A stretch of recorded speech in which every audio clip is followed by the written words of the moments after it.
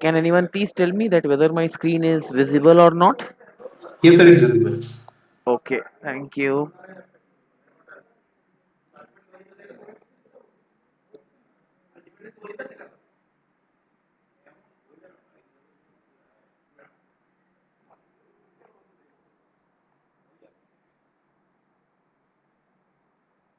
And please say whether my slides are visible or not.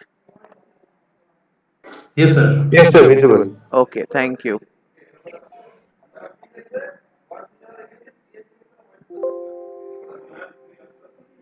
Okay, so good afternoon to all of you. So, before starting the today's class, let me give you a brief recap of what we have did in the last class. If you remember, in the last class, we have derived the shape function for higher order element. So, with that derivation, we end up the concept of shape function over there. And in today's class, we will start the new topic, that is the finite element modeling and analysis of a truss member. So, do you know what is a truss? Before understanding the finite element modeling of a truss, first of all, I should know that what a truss is all about. So, can anyone respond? What is a truss? Or have you seen truss anywhere in your day to day life?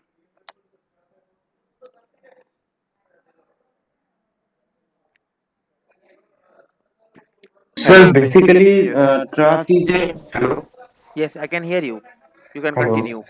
I can Okay. hear you. You can continue. Basically, okay.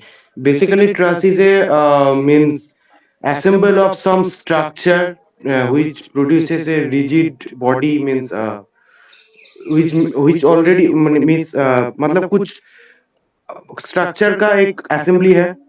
So, can you give any practical example of a truss? Simple. Uh, for Okay. practical exam. Have you seen a Howrah Bridge? I think all of you have Yeah, seen a how to Howrah be? Bridge. Yes, how to I be? can say that Yes, sir, Howrah yes, sir. Bridge is an example of a truss. Or when you travel by train, whenever a bridge comes, Hmm. fine, how a bridge looks like. Hmm. If I want to draw the diagram of a railway bridge, it looks somewhat like this. Yes or no? Yes, sir. It looks somewhat like this. Fine, that means if you Hmm. see this diagram, fine, then typically a railway bridge looks somewhat like this first figure, or Howrah Bridge also somewhat looks like this is nothing but your truss. This is nothing but your truss. So technically, how you can define a truss? Truss is an engineering structure with each member in either direct tension or compression, and each member is connected to the adjoint member by means of welded connection or bolted connection or rivets or by pin. That means you can see that this figure A represent your truss member, in which this AH, AB, BC, HC, HG, GC, CF, FD, CD, FE, and ED. These are known as members of truss. These are known as members of truss. And you can see that member AH is connected with member HG at point G. Similarly, member HG is connected with member GF at point G, and so on. These points are known as the joints of a truss. These points are known as the joints of a truss. Okay, I think Krishanu has joined just now. So sir actually मैं okay, lunch कर रहा था, एकदम दिमाग में से okay, निकल fine, गया. not an issue. Again, I am repeating. So today we will be discussing the finite element modeling of a truss member. We all of us have seen in our day to day life a truss. If I tell you a railway bridge is nothing but an example of a truss. For example, if you see figure A, figure A is nothing but your truss. Truss member is made up of, or truss member consists of member and joint. You can say a complete member to be a truss if it has a member and if it has a joint. For example, if you see figure A is an example of a truss, fine, in which AH, AB, BH, BC, HC, HG, GC, CF, CD, DF, FE, and ED. These are known as members of truss. And in finite element method, we call these members as element of a truss, because ultimately in finite element method, our aim is to discretize this entire truss member into some known finite number of element.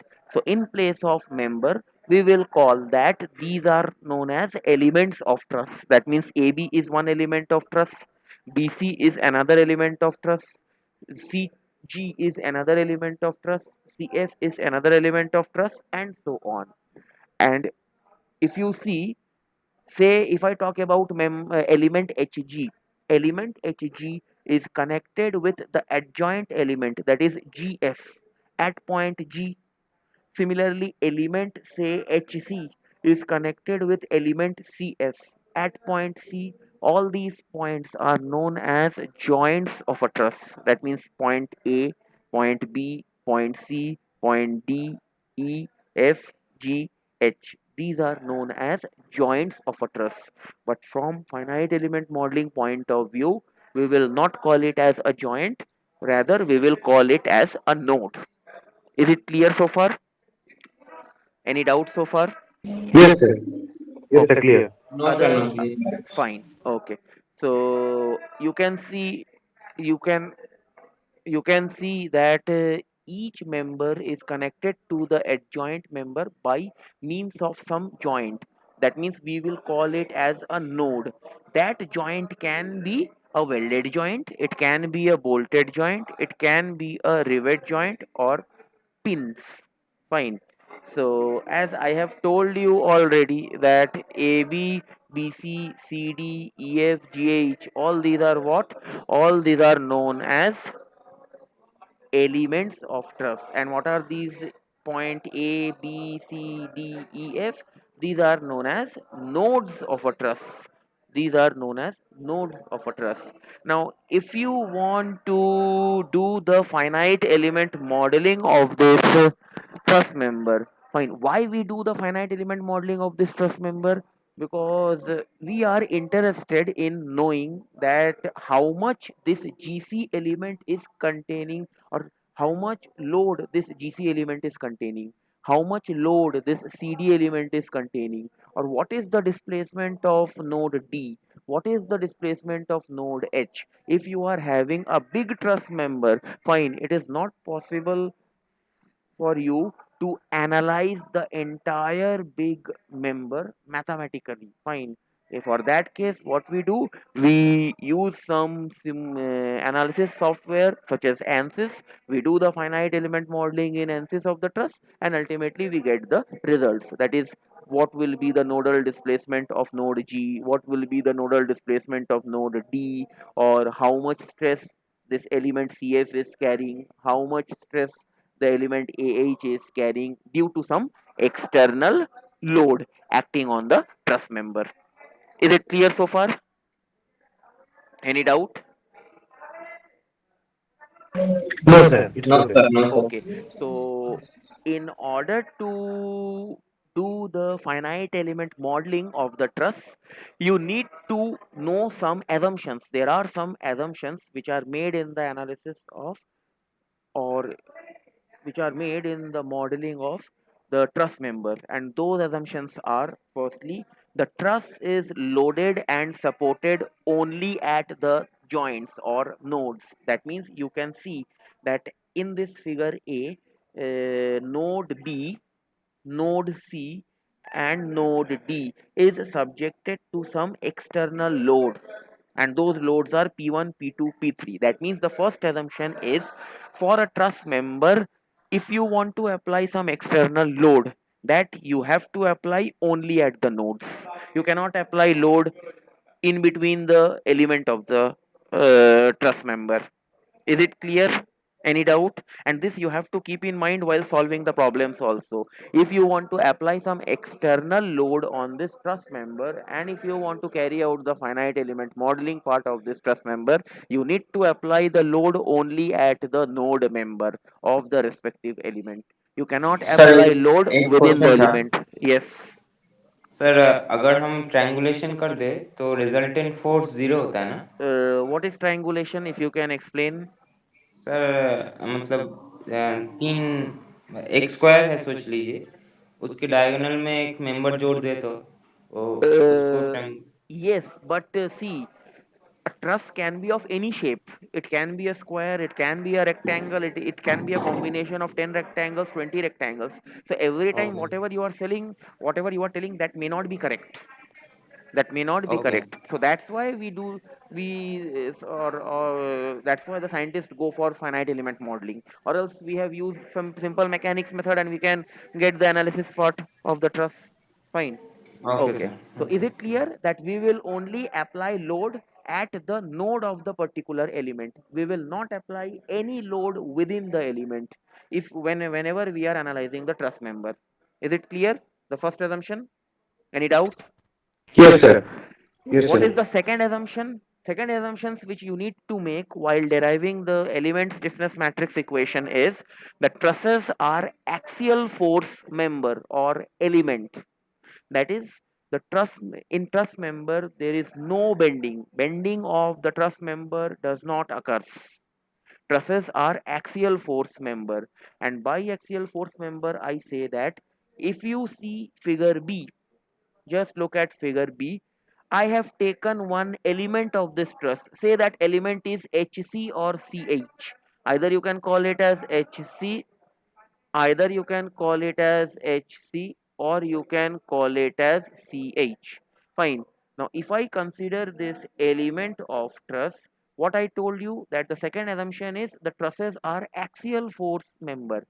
That means I have to apply the force only at the node of the truss, and that force can be either a tensile force in nature, or it can be either a compressive force in nature. That means element of any truss member is subjected to either tension or it is subjected to either compression.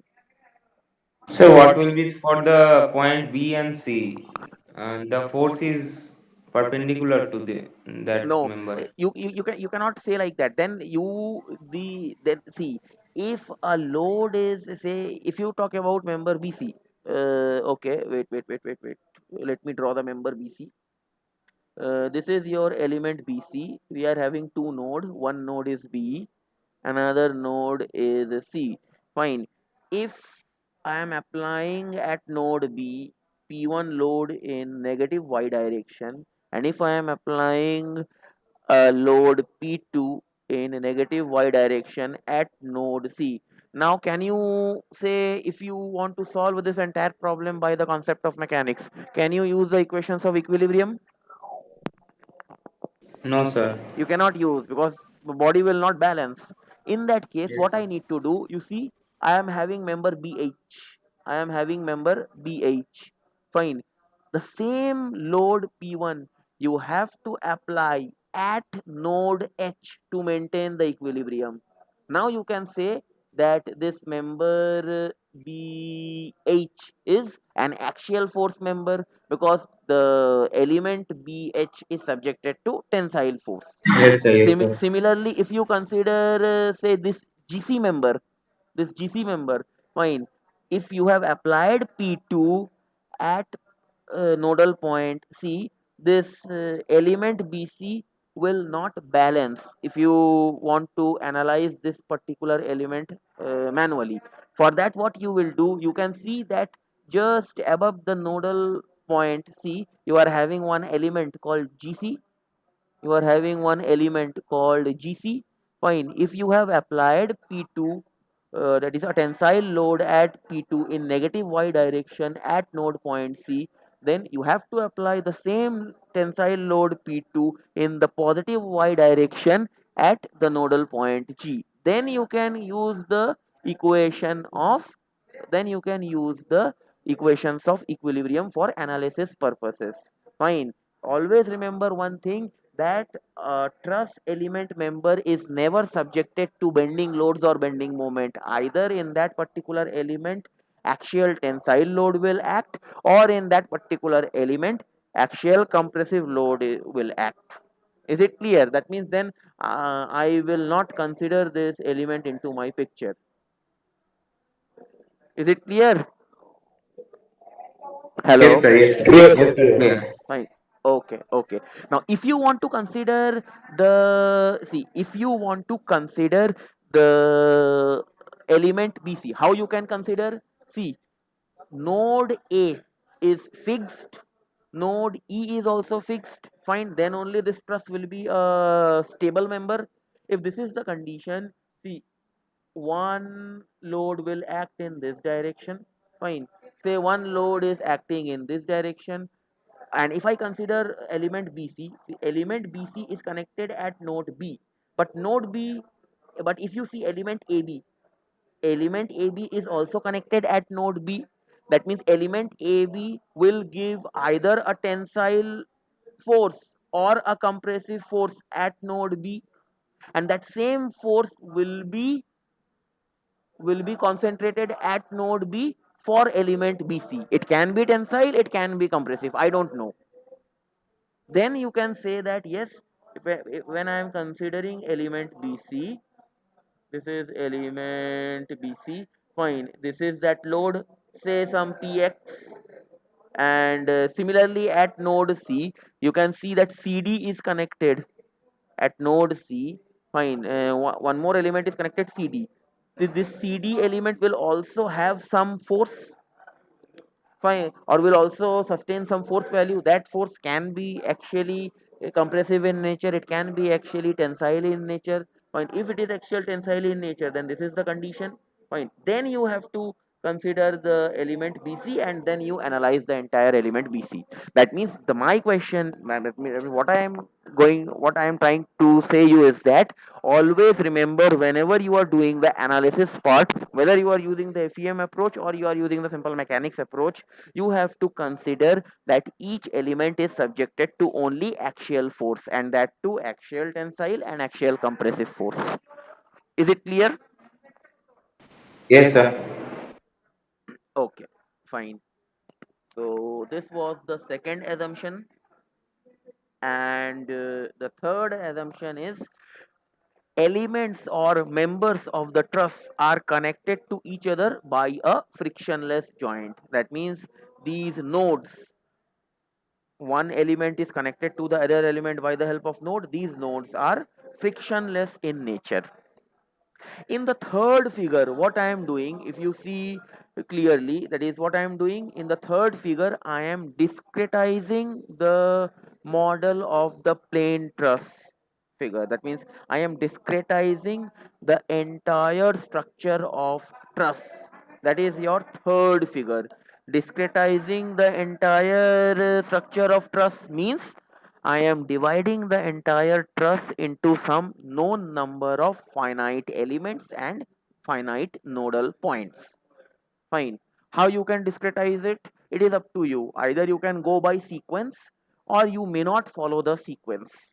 I am repeating, it is not like that I have written that this will be element 1. You can write over here element 6 also. You can consider this one, this 3 7 member as element 9 also. Fine. There is no hard and fast rule, but why I have taken the sequence, because whenever I will be analyzing it by the help of stiffness matrix method, fine, that is while solving this particular problem, simplicity will be maintained, because if you take randomly that this will be, or this 6 7 that is element containing 6 7 node as element number 1, then element containing 1 8 node as element number 2, then during the calculation part you may face some difficulty. So that's why normally I always go with the sequence manner. Fine. Okay. Figure C is nothing but the same truss, but in figure C what I am doing, I am dividing the entire truss into some known number of finite elements and finite node. So let us, first of all, let us number the nodal points of the truss.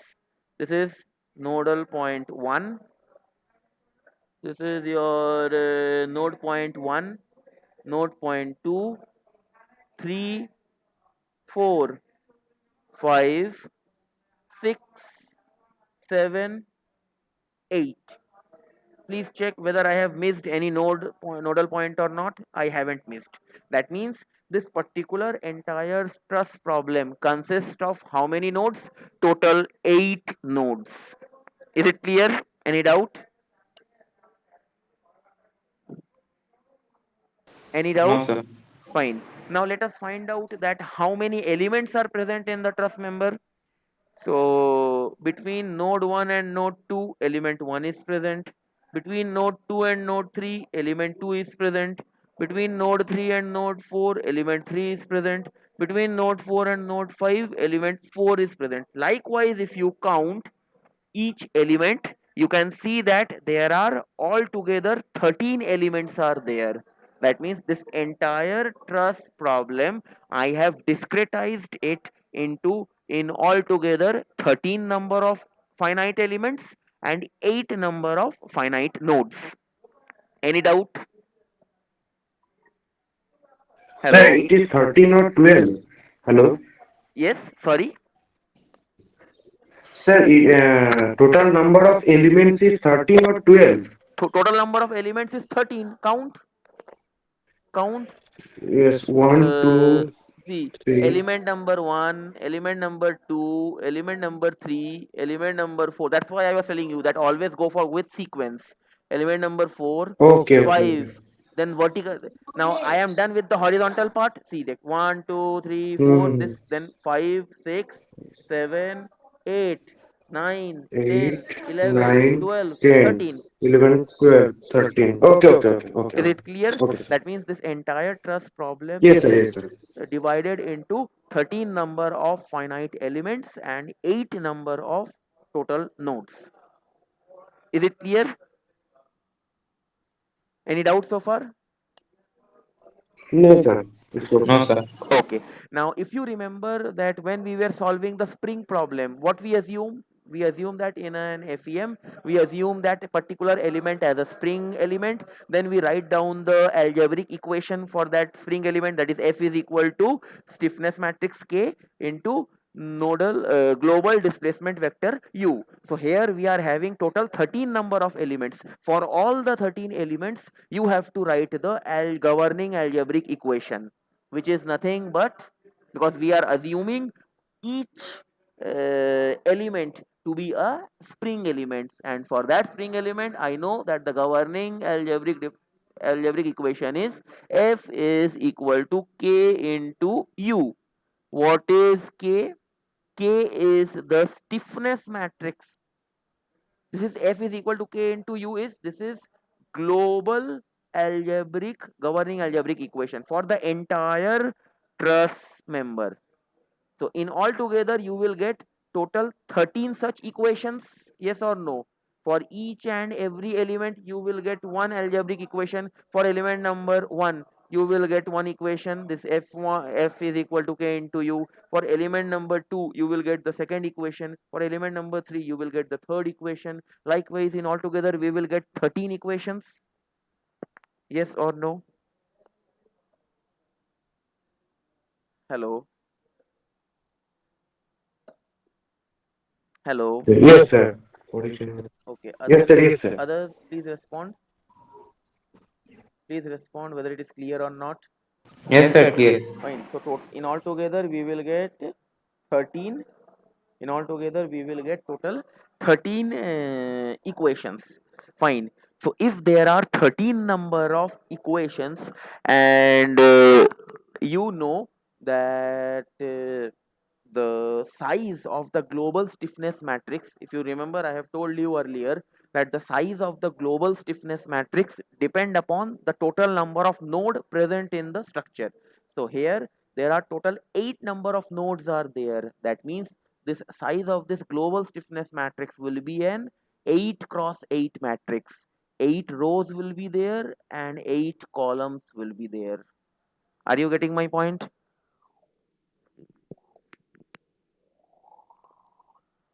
So can you repeat that thing once again? See, if you have attended my previous classes, then in the previous classes I have told you Hmm. that the size of the global stiffness matrix depend upon the Hmm. total number of nodes present in the entire structure. In this structure, in altogether there are 8 number of nodes are there. So the size of this final global stiffness matrix will be 8 cross 8 matrix. That means in altogether there will be 8 rows and 8 columns. Okay, okay, okay. Okay, now you tell me that Okay. practically is it possible to solve 8 cross 8 matrix? Will it take a lesser time or will it take a longer time? So it will take long time. Yes, it will take long time. So normally for this trust problem, normally in exam also you can note down that I will not give more than 5 members, 5 or 6 members. That is the maximum limit which I can give in your in semester exam, or else it will take around 1 hour to solve the problem if I give so much big problem. Okay. Okay, sir. Okay, sir. Sir, See, please provide a option. see, option will be also like this only. If you think that in question number 1a, if I am giving you a problem of truss having 8, say having 5 elements, then you don't expect that in option number b I will give you that same truss problem with 2 elements. It will be unfair, no, with the marks. But yes, Yes, sir. what I can do is I can minimize the number of elements. What I will do is I will minimize the number of Okay, sir. elements in the end semester exam, so that within 20 minutes, within 20 minutes at least, you can solve this or you can model this truss problem. Okay. Okay, sir. Fine. So far, any doubt regarding the discretization part of a truss? How we have divided it into number of finite number of elements and nodes? Any doubt so far? No, sir, no, sir. Okay. No, So sir. okay, fine. So let us move on to the next part. Okay. So far what we have did, we have divided the entire truss member into some finite number of elements and nodes. But if you see this third figure very carefully, all the nodes will be having some coordinate values, yes or no? Because see, if you want to represent the position and orientation of each nodal point, first of all you have to assign a coordinate system to this entire system, yes or no? Yes, sir. If I want to see or if I want to observe that what is the position of node 8 or what is the position of node 6, how node 6 is oriented with respect to x-axis. By orientation I mean how it is rotating. If any how node 6 is rotating with respect to x-axis, how node how node 2 is rotating with respect to y-axis, or what is the position of node 4 with respect to x-axis, or what is the position of node say 8 with respect to y-axis. For that, what I need to do, I have to assign a coordinate system to the discretized model, yes or no? Yes, sir. Yes, sir. Fine. So we know that in finite element method we normally use three types of coordinate system. I have told you that the first coordinate system is global coordinate system, second is your local coordinate system, and third one is your intrinsic coordinate system. Normally, we don't use intrinsic coordinate system for modeling and analysis of truss. We only use global and local coordinate system. Fine. So what I have done is I have taken a truss member. This is one truss member Fine. And on this truss member, I have assigned both the coordinate system. I have assigned both the coordinate system. What is a global coordinate system? If you remember the definition of global coordinate system, if you want to represent the entire structure by one common coordinate system, that kind of coordinate system is your global coordinate system. So it is very much clear from the diagram, from the first figure, that this x and this y are in global coordinate system, because on the basis of this x and y coordinate system, I can define what is the position of this node, what is the position of this node, what is the orientation of this node, what is the orientation of this node. Yes or no? Yes, sir. Fine. Similarly, if you remember the definition of local coordinate system, local coordinate system is, if you want to represent any element within the system by a coordinate system, then you go for local coordinate system. See, here I have taken element, say this is element number 1, comprising of node 1 and node 2. This is one single element of the entire truss member. Now if you want to observe the position and orientation of element number 1 separately, then you have to use one coordinate system called the local coordinate system. Local coordinate system is used to represent the position and orientation of any particular element within the entire discretized model. Okay, so you can see that this x dash and y dash is what? This is x dash y dash is your local coordinate system of this entire for this problem. Is it clear that how I have assigned GCS and LCS for discretized truss model? Any doubt? Yes, sir. No, Okay, sir. okay. Any doubt so far? Vishanu, any doubt? No, sir. No, sir. Okay. Amarjeet, can are you getting the things? समझ में आ रहा है? So he is not present here. Oh, but he joined. Okay, okay, okay, fine. But there is a problem. A problem क्या है देखो? With local coordinate system, I'm not talking about global coordinate system. With local coordinate system, a problem is there. Problem क्या है? Problem ये है कि I have taken element number 1. Fine. Okay, let me erase each and everything. Fine. So this is your element number 1, comprising of two node 1 and 2. So the element connectivity of element number 1 is from node 1 to node 2. And by element connectivity, I mean, if I move from node 1 to node 2, then only I will get element number 1. That means I am from nodal point 1 towards this side, your x dash will be positive. From nodal point 1 towards this side, your x dash will be negative in LCS. Similarly, from nodal point 1 towards this side, your y dash will be positive, and towards this side y dash will be negative. But if you change the element connectivity, how I am changing? That same element, this is your element number 1, but this time if I write, say this is my node 1 and this is my node 2, then the local coordinate system which I have assigned in the previous case, will it be correct? Then the local coordinate system which I have assigned in the previous case, can I use that same notation? Can I use that same coordinate system again for this element whose element connectivity is from 1 and 2, and the nodal point 1 is this point and nodal point 2 is this point? होगा कि नहीं होगा? Yes or no? Yes, sir, definitely. Then for this case, since see, this element 1 is starting from node 1 and is ending at node 2, that means it is going in this direction. Fine, that means then this will be your x, then this will be your x dash, and this will be your y dash. See the difference, see the difference when I have assigned local coordinate system to this element, and when I have assigned the local coordinate system to this element. The only difference is the change in the element connectivity.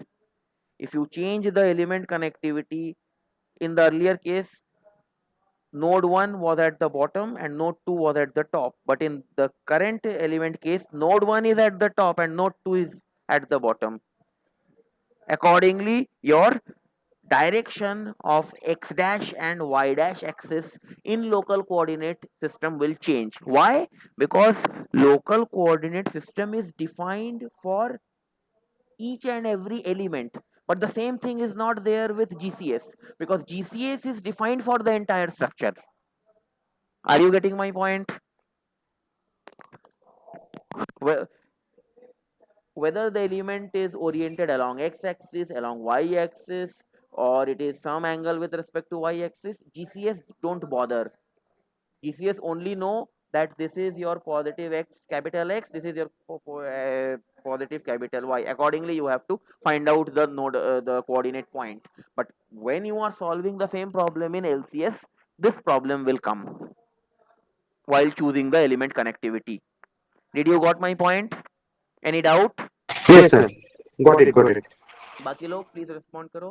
Clear हुआ कि Yes, नहीं? sir, got it, got it. Fine. So you tell me now, literally, that will you use LCS to solve your problem, or will you use GCS to get the position and orientation of this problem? Which one will be easy to use? LCS will be easy to use, or GCS will be easy to use? Sir, I think GCS. Yes, GCS, Global sir. yes, coordinate system. because see, if you consider, if I consider, say, this particular truss member, this member is having element number 1, element number 2, 3, 4, 5, 6, 7, 8, 9, 10, 11, 12, 13. Total 13 elements are there. That means there will be total 13 LCS. For each and every element, there will be one single LCS. And every time, that means while finding out, or while finding out the expression of stiffness matrix, you have to use 13 times the LCS. And it is not, and if you see the diagram, it is, see, LC, all the element are not oriented in the same direction. Some are making an angle with respect to global coordinate system with global x-axis, some are making an angle with global y-axis, so orientation will be different. And the assigning x dash and y dash axis will be different for each and every element. You can solve it, but it will be a tough task if you use LCS system to get the global stiffness matrix for the entire problem. So that's why we don't use the LCS system, we only go for the global coordinate system to get the value of the final stiffness matrix of the entire truss structure. Is it clear? Any doubt? कोई doubt है किसी को? Yes, sir. Clear. No, sir. बाकी लोग respond करो. Okay. No, sir, no So doubt. I think now it is 4:02 p.m. So we should stop over here. So the remaining thing we will discuss in the next class, which is on Monday. Okay. So if you are Okay, sir. left to give your attendance, you can write in the chat box, or else if you are having any kind of doubt, you can ask, or else you can leave the meeting. Thank you. Okay, sir, thank you, sir. Welcome, welcome. Thank you, sir. Hmm. Yeah.